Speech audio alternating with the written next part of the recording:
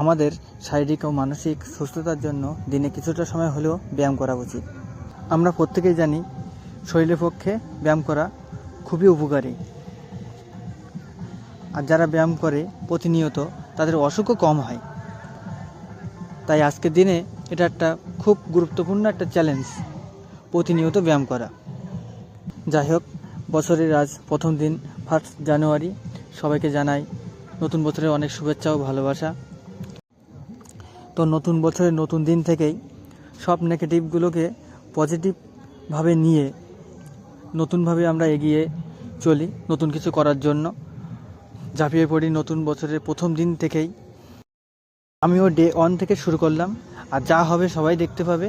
এখানেই সব কিছুই এই ব্যায়ামের মধ্যে দিয়ে সব কিছু তোমাদের সাথে আলোচনা করব।